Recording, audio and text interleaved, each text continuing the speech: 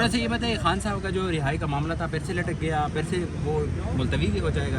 देखिए, वॉलीबॉल का मैच अगर आप लोगों ने देखा हो ना, एक नेट मैन जो होता है वो बॉल उठाता है और दूसरा कट मारता है।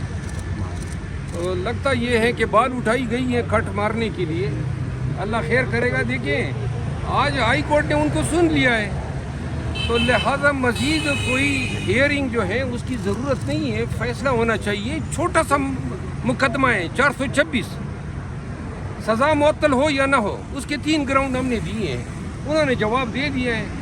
अब इसको दीवानी मुकदमा तो नहीं बनाना है कि वकील बीमार हो गया या फॉर दैट मैटर मज़ीद बात सुननी है। कि कोई हतमी दलाइल तो नहीं है, मुकम्मल मुकदमा तो नहीं है। छोटे से एक आप इस तरह समझे, इसे ज़मानत की दरख्वास्त पे बहस है। अब ज़मानत की दरख्वास्त पे तकरीबन महीना होने को आया है, डिसाइड होना चाहिए ना, और कोई बात। सर,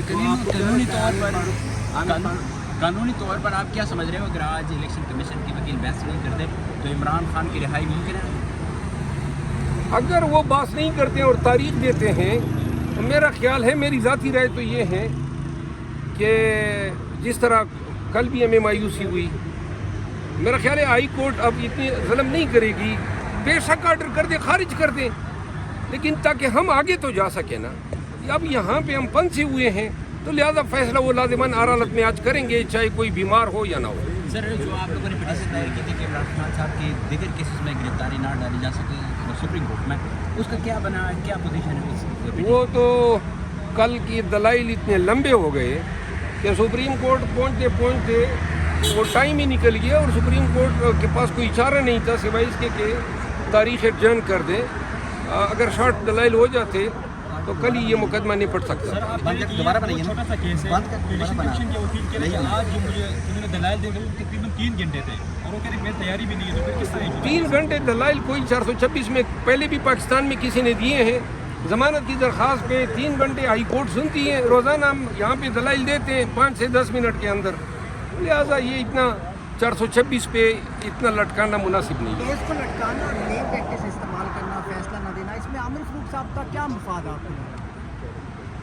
या मफाद देखें, ये तो जब मुकदमा जब से दायर हुआ है और जिस तरह ट्रायल हुए, वहाँ ट्रायल कोर्ट से फिर हाई कोर्ट भागे, हाई कोर्ट ने फिर उधर भेज दिया, फिर इधर भेज दिया, फिर उधर भेज दिया, ये इधर उधर के चक्कर में हमारे कोई 3 माह ज़ाय हो गए।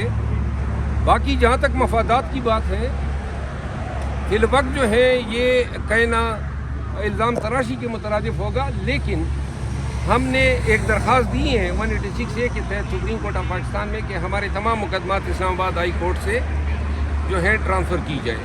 यहाँ पे एक चीज़ और भी वाज़ेह कर दूँ कि डिस्ट्रिक्ट जुडिशरी में भी हमारे साथ इंसाफ नहीं हो रहा है।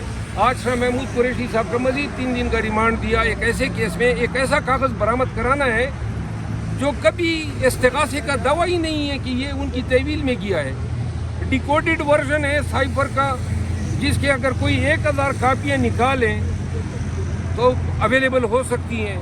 आज फिर और ये रिमांड पाकिस्तान तहरीक इंसाफ के तमाम लीडरों के अदालतों ने दिए हैं, आंखें बंद करके दिए हैं, रिमांड दर रिमांड। हमारे लीडर अब शाह महमूद वज़ीर खारजा रहा है, उम्र की इस हिस्से में नहीं है कि आप रोज़ाना रिमांड दें। और किस चीज़ के लिए जी? साइफर बरामद करना है। किस तरह बरामद करना है? आज लिखा था, घर में भी नहीं है, दफ्तर में भी नहीं है, इनसे मिला नहीं है। इसका मतलब ये आपने उसकी मार पीट करके उससे कोई चीज़ बरामद करनी है? क्या कानून इसकी इजाज़त देता है? बिल्कुल कतई नहीं देता है। अदालतें जिन ग्राउंड पे रिमांड दे रही हैं वो कानून में इन ग्राउंड पे रिमांड नहीं दिया जाता है।